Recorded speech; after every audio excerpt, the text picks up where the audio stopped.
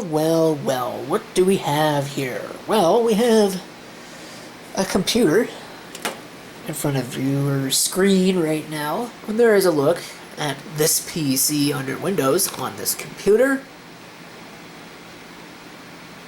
You see there's a bunch of drives. They're all labeled sequentially, and notice that one of them is missing. That's right. Another disk failure.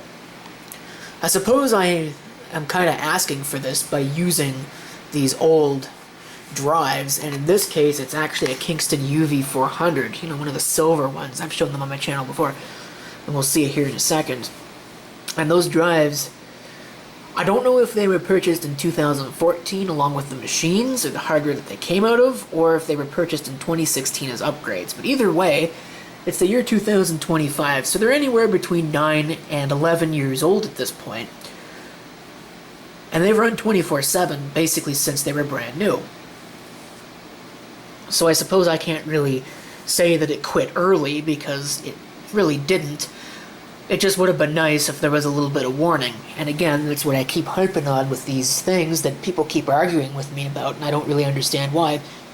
It's not the fact that it failed, it's the fact that it failed without any warning whatsoever. And that is my experience, with SSDs, is that they never fail with any kind of appreciable warning. It's always just one day it disappears, and that's all that anybody ever heard from it. This was working just fine as of very early this morning, because I was using it, or using a virtual machine located on that drive, very early this morning.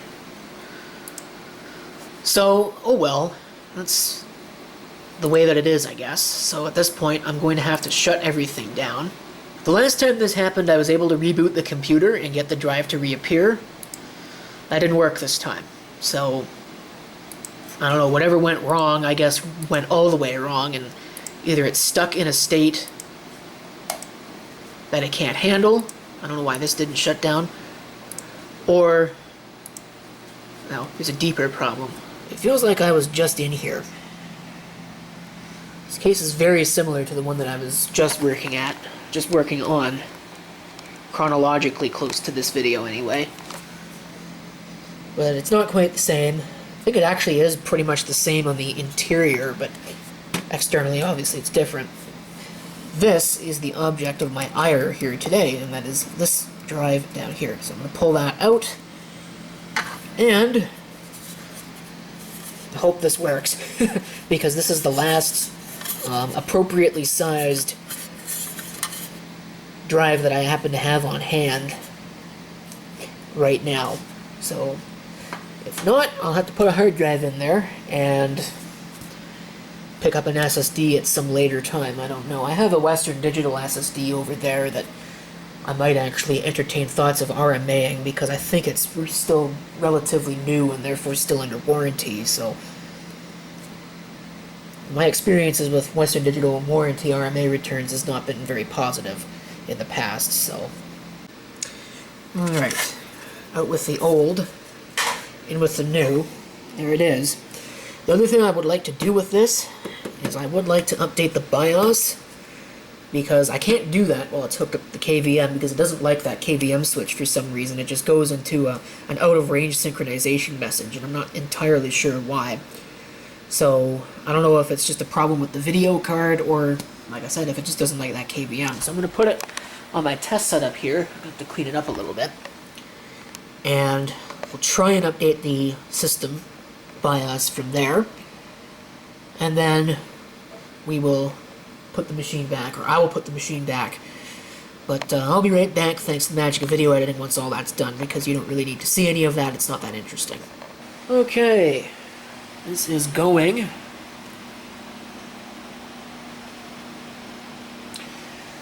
I have to say that I really don't like this update utility. I think it's a little broken, although of course he who admits to using a cheap mouse that may or may not work probably gets exactly what he deserves, but it is going now. This is the most up-to-date version for this. Hopefully this doesn't brick the entire machine, but, you know, my luck is my luck, so it probably will. Alright, I hit pair without really thinking about it.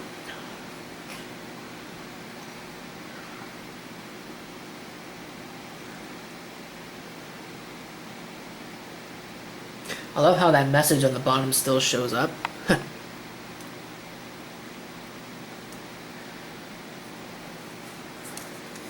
Mouse is working.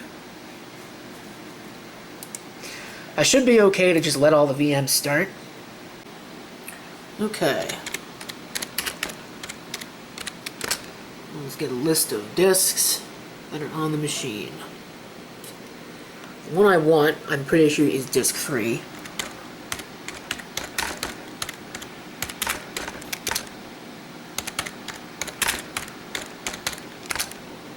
So we'll list that, and yeah, that looks probably about right.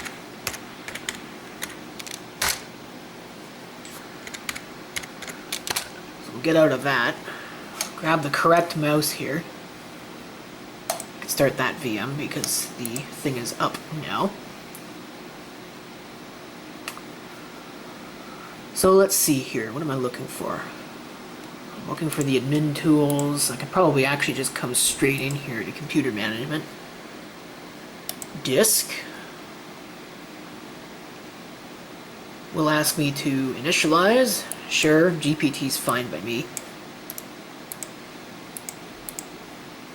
Assign it to drive letter G, and we'll give it the old VM4,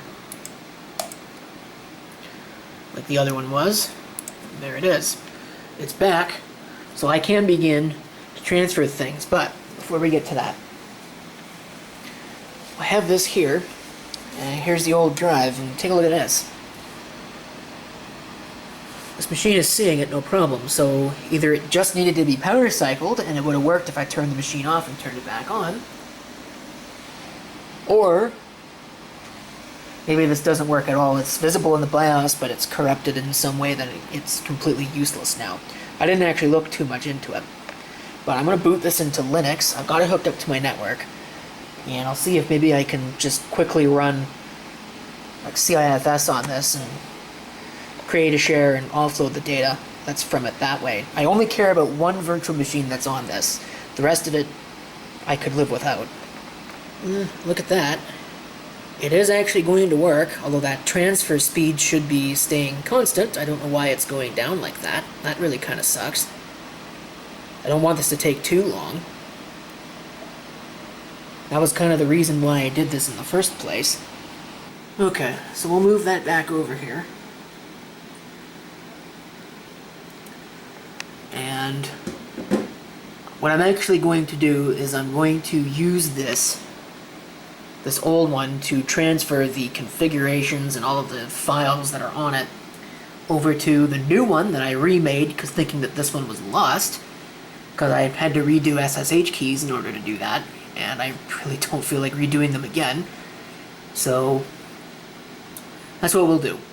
I'll use that. I'll copy all the old stuff off of it. I'm going to transfer all of the things back to this that need to be transferred back, but I'm going to do that off video because I don't really think that that's all that interesting. It is working. I am going to have to I'm going to get a better solution than just copying and pasting VMs off of drives and trying to remember to do that every month, because clearly I can't. So I'm going to have to find a way to start backing up configurations in some manner. How I'm going to do that yet, I don't know, but it's probably going to involve adding more VMs to the steeple, but we'll see. In the meantime, we're basically finished with this, so I can go ahead and close out the video. Thanks for watching, and if you have any comments, feel free to leave them below. I still don't know why this LED is on solid, because I've changed pretty much all the drives on this at this point.